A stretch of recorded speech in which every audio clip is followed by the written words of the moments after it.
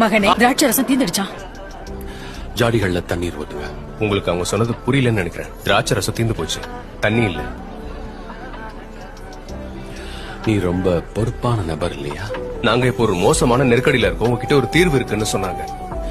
விளிம்பு வரைக்கும் ஜாடிகள்ல தண்ணீரை நிரப்புங்க. ஏன்?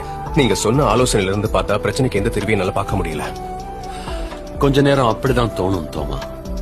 நான் உன்னை கடிந்து கொள்ள மாட்டேன். கேள்வி கேட்கறது நல்லதுதான். நன்மை கண்டி என் கூட இணைஞ்சுக்க. வித்தியாசமான முறையில காலத்தை பார்க்க முடியும். உங்க கூட எங்க வரணும்? என்ன கவனிச்சுட்டு எல்லாரும் கொஞ்சம் வெளியே போங்க.